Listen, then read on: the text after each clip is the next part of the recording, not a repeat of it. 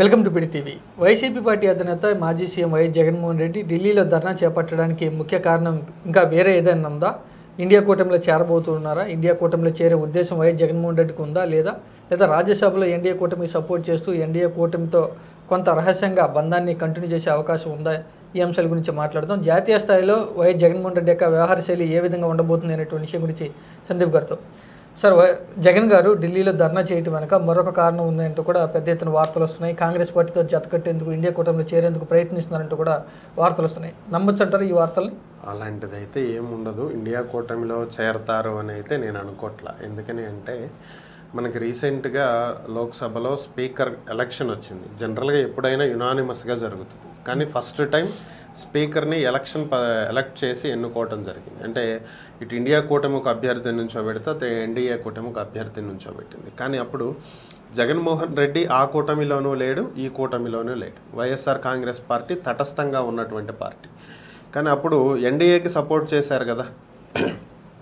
So ఆ రోజు ఎన్డీఏకి సపోర్ట్ చేసి ఈరోజు మరి ఇండియాలోకి వెళ్ళకూడదా అంటే వెళ్ళొచ్చు, కానీ ఆ పరిస్థితి జగన్ వ్యవహార శైలి అయితే కాదు. ఎందుకని అంటే జగన్ వ్యవహార శైలి ఎలా ఉంటుంది? దాదాపుగా గత 5 ఏళ్ళు అందరూ చూసిందే. వైసీపీ నేతలందరూ చెప్పుకునేది ఏంటి? జగన్ ఒక్కసారి ఏదన్నా నిర్ణయం తీసుకుంటే ఇంక అదే ఫైనల్, ఇక దాని గురించి మళ్ళీ వెనక్కి తిరిగి ఇది తప్ప రైటా, దీన్ని సరిదిద్దుకుందామా అనేటువంటి ఆలోచనలు ఎప్పుడూ ఉండవు. ఆయన ఈ రోజుకి కూడా సోనియా గాంధీని, రాహుల్ గాంధీని వాళ్ళని శాశ్వత శత్రువుల్లానే భావిస్తున్నారు తప్ప ఈరోజు వెళ్ళి వాళ్ళతో కలవాలనేటువంటి ఉద్దేశం ఆయనకు ఉంటుందని అయితే నేనైతే అనుకోవట్లేదు. ఇక ఢిల్లీలో పెట్టినటువంటి ధర్నాకి దాదాపుగా ఇండియా కూటమిలో ఉన్నటువంటి పార్టీలే మద్దతు ఇచ్చినాయి తప్ప ఎన్డీఏ కూటమిలో ఉన్నటువంటి పార్టీలు ఏవి కూడా మద్దతు ఇవ్వాలి. దానికి కారణం ఏంటి అంటే ఇక్కడ నడుస్తుంది కూడా ఎన్డీఏ కూటమి ప్రభుత్వమే. ఇప్పుడు చంద్రబాబు నాయుడు సింగిల్గా గవర్నమెంట్ ఏర్పాటు చేసి ఉంటే అప్పుడు ఎన్డీఏ కూటమిలో కొన్ని పార్టీలు ఏవైనా వచ్చుండేయేమో. సో బట్ ఇక్కడ కూడా ఎన్డీఏ ప్రభుత్వమే కదా నడుస్తుంది. తమ గురించే ధర్నా చేస్తుంటే వాళ్ళే వెళ్ళి ఎట్లా సపోర్ట్ చేస్తారు? చేయలేరుగా. సో కాబట్టి వాళ్ళు సపోర్ట్కి రాలేదు. సో ఇండియా కూటమి అంటే వాళ్ళు కాంగ్రెస్ని పిలిచారు, బీజేపీని పిలిచారు, అందరినీ పిలిచారు. వాళ్ళు రారనేది కూడా వీళ్ళకి తెలుసు. కాకపోతే కాంగ్రెస్ చెప్పకుండా కాంగ్రెస్ మిత్రపక్షాలన్నీ వస్తాయా అంటే కాదు. సో వచ్చినటువంటి ఇండియా కూటమిలోని పార్టీలన్నీ కూడా కాంగ్రెస్ ప్రోద్బలంతో వచ్చినటువంటి పార్టీలే. కాంగ్రెస్ జగన్ని కలుపుకుంటానికి సిద్ధంగా ఉంది, కానీ జగనే సిద్ధంగా లేడు. అది పరిస్థితి. అంటే మేము సమాచారం ఇచ్చాం కాంగ్రెస్ పార్టీకి, మా ధర్నాకు మద్దతు ఇవ్వమని, అయినా కూడా వాళ్ళు రాలేదు. ఎక్కడో మణిపూర్లో జరుగుతుంటే వారికి మద్దతుగా మాట్లాడుతున్నారు తప్ప ఏపీ గురించి రాహుల్ గాంధీ పట్టించుకోవట్లేదంటూ వైఎస్ జగన్మోహన్ రెడ్డి కూడా అంటున్నారు కదా. అంటే మణిపూర్ సంఘటనల్ని ఏపీ తోటి లింక్ చేయలేము. అసలు మణిపూర్లో పరిస్థితులు వేరు, ఏపీలో జరిగినటువంటి పరిస్థితులు వేరు. సో అసలు మణిపూర్ని ఏపీతో లింక్ చేయటం అనేది అసలు కరెక్ట్ కానే కాదు. దానికి దీనికి సంబంధం లేదు. అక్కడ మణిపూర్లో జరుగుతున్నవి కమ్యూనిటీ రిలేటెడ్ గొడవలు, ఇక్కడ జరుగుతున్నవి అవి కాదు కదా. అక్కడ ఎప్పటి నుంచో జరుగుతున్నాయి, ఈరోజు కొత్తగా జరుగుతున్నవి కూడా కాదు. సో ఇప్పుడు ఏదో పార్టీలు మారినందువల్ల లేదంటే ప్రభుత్వాలు మారినందువల్ల వచ్చిన గొడవలు అయితే కాదు. కాబట్టి మణిపూర్ తోటి దీన్ని కంపేర్ చేయలేము, ఫస్ట్ థింగ్. రెండోది ఏంటంటే మేము కాంగ్రెస్ని కూడా రమ్మని చెప్పాము కానీ రాలేదు అంటే కాంగ్రెస్ని రమ్మని చెప్పారు, బీజేపీని రమ్మని చెప్పారు. నేను ఇందాక చెప్పింది అదే. సో కానీ బీజేపీ మిత్రపక్షాలు రావు.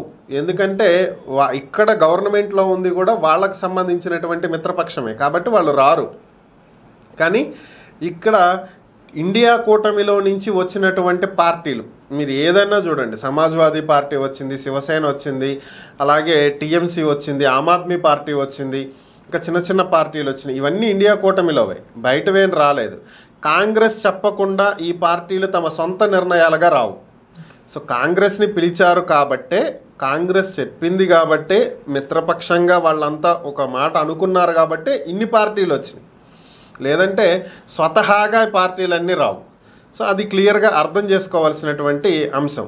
అలాగే లా అండ్ ఆర్డర్ ఇష్యూస్ అంటే ఇక్కడేమీ ఏపీలో పూర్తిగా ఏపీ తగలబడిపోయి దౌర్జన్యాలు జరిగిపోయి అసలు సామాన్యులు ఎవరు ఇంట్లో నుంచి బయట కాలు పెట్టలేనటువంటి పరిస్థితులు అయితే రాల.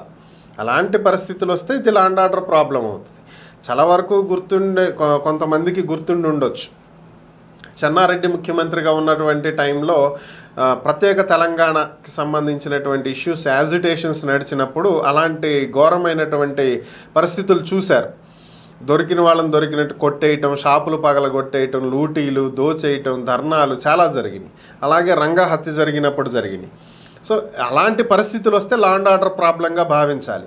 ఎక్కడో ఒక చోట ఒక వ్యక్తిని ఇంకొక వ్యక్తి దాడి చేయటం అనేది వాళ్ళ వ్యక్తిగతమైనటువంటి అంశాల వల్ల కూడా దాడి జరగవచ్చు. సో కాబట్టి దీన్ని పెద్ద లా అండ్ ఆర్డర్ ప్రాబ్లంగా చూడాల్సినటువంటి అవసరం కూడా లేదు. అంటే ఈ ఎన్నికల్లో ఓడిపోయినటువంటి వైఎస్ జగన్మోహన్ రెడ్డి జాతీయ స్థాయిలో ఏదైనా కూటమి సపోర్ట్ కోసం ప్రయత్నం చేస్తున్నారా అంటే?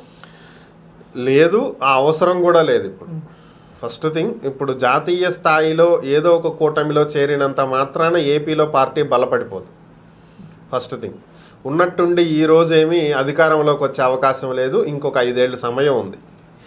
5 ఏళ్ల తర్వాత పరిస్థితులు ఎలా ఉంటాయి అంటే ఈ 4 ఏళ్ళు ఈ ప్రభుత్వం ఎలా నడుస్తుంది అనే దాని మీద ఆధారపడి ఉంటాయి. సో ఇప్పుడే వెళ్ళిపోయి ఏదో ఒక కూటమితో జట కట్టాల్సినటువంటి అవసరం ఆయనకి లేదు. ఒకవేళ అలా కట్టాల్సి వస్తే ప్రస్తుతం అధికారంలో ఉన్నటువంటి పక్షం వైపు వెళ్ళటానికే ఎవరైనా మగ్గు చూపుతారు. ఎందుకు? ఆల్రెడీ జగన్మోహన్ రెడ్డి మీద ఉన్నటువంటి కేసుల భయం కావచ్చు, మరొకటి కావచ్చు. అధికారంలో ఉన్న వైపు వెళ్ళాలని చూస్తారు కానీ ప్రతిపక్షంలో ఉన్న వైపు వెళ్ళాలని ఎవరు చూడరు కదా. సో కాబట్టి నేషనల్ లెవెల్లో ఏదో ఒక కూటమిలోకి వెళ్ళాలి అనేది జగన్మోహన్ రెడ్డి లక్ష్యం అయితే కాదు. కాకపోతే ఢిల్లీలో ధర్నా చేయటానికి గల కారణం ఏంటంటే నేషనల్ లెవెల్లో పార్టీలన్నింటినీ కలిసి నేషనల్ లెవెల్లో ఏపీలో ఏదో జరిగిపోతుంది, చంద్రబాబు నాయుడు ఏదో చేసేస్తున్నాడు అనేది ఇతర రాష్ట్రాలలో కూడా, ఇతర రాష్ట్రాల నాయకుల మైండ్లో కూడా దీన్ని ప్రొజెక్ట్ చేయగలగటం. దీనివల్ల నేషనల్ మీడియా అటెన్షన్ కనుక వచ్చినట్లయితే మనకి నేషనల్ లెవెల్లో రెప్యుటేషన్ దెబ్బతింటుంది. గవర్నమెంట్ రెప్యుటేషన్ ఎప్పుడైతే దెబ్బతింటుందో ఏపీలో పరిశ్రమలు పెట్టడానికి పెద్దగా ఎవరు ఇంట్రెస్ట్ చూపించరు.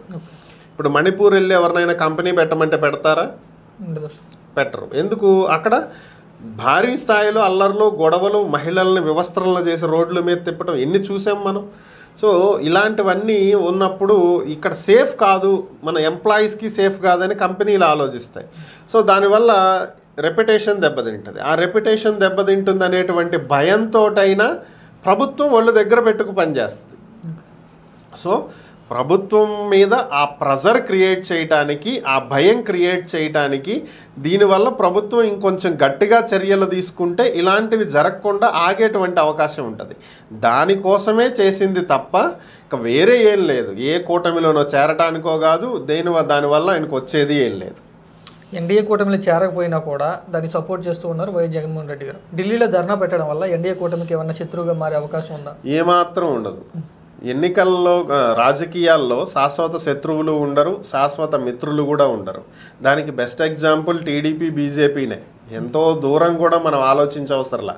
2009 ఎన్నికల్లో బీజేపీ నుంచి విభేదించి ఎన్డీఏ నుంచి బయటకు వచ్చిన చంద్రబాబు 2014లో వెళ్ళి కలిస్తే కలుపుకున్నారు. 2019 ఎన్నికల్లో బయటకు వచ్చేసి మోదీని పర్సనల్గా కూడా విమర్శించాడు చంద్రబాబు. అంతకుముందు పరిస్థితులు వేరు, కానీ ఈసారి మోదీని చాలా పర్సనల్గా టార్గెట్ చేశాడు. అయినా సరే అవన్నీ పక్కన పెట్టేసి మోదీ వచ్చి కలవలా. మీడియా అడిగినటువంటి ప్రశ్నకు కూడా ఆయన సింపుల్గా ఏం సమాధానం చెప్పాడు? ఏపీలో జగన్ ఓడిపోబోతున్నాడు, టీడీపీ గెలవబోతుంది, సో అందుకే టీడీపీతో వెళ్తున్నాం.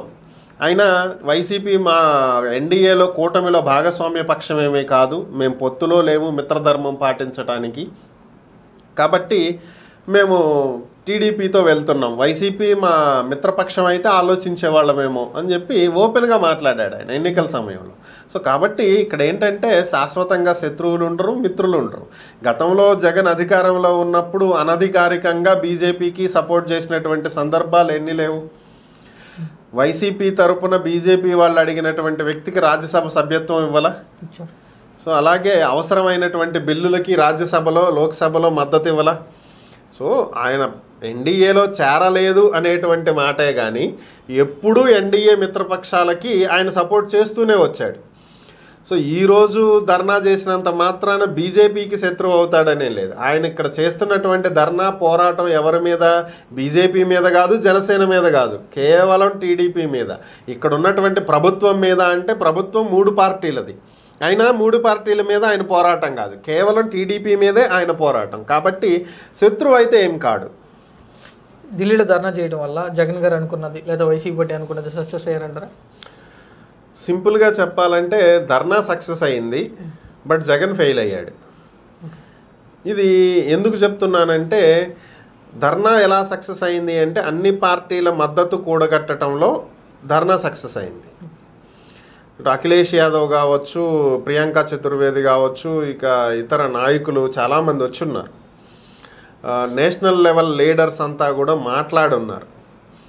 కానీ ఇంతమంది వచ్చి ఇంత మాట్లాడి ఒక రోజంతా ధర్నా చేసి గ్యాలరీ అరేంజ్ చేసి ఇంత చేస్తే నేషనల్ మీడియా అటెన్షన్ని గ్రాప్ చేయగలిగారా?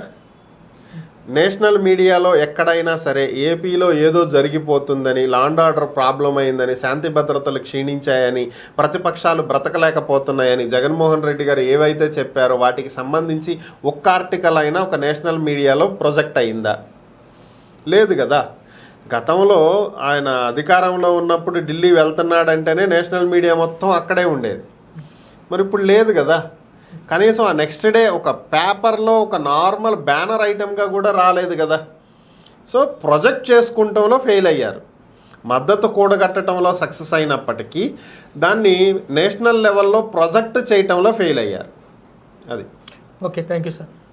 సందీప్ గారు చెప్పినటువంటి వాటిని బట్టి చూస్తే వైఎస్ జగన్మోహన్ రెడ్డి ఢిల్లీలో చేసినటువంటి ధర్నా సక్సెస్ అయింది, కానీ వైసీపీ పార్టీకి అంతగా మైలేజ్ రాలేదు. అలాగే వైఎస్ జగన్మోహన్ రెడ్డి కూడా ఏ కూటమి వైపు కాకోకుండా స్వతంత్రంగా ఉండి దేశ రాజకీయాల్లో కొంత గ్రాఫ్ పెంచుకునే విధంగా ఆలోచన చేశారు. ఈ ధర్నా ఆ విధంగా సాగిందనే విషయాన్ని చెప్తున్నారు.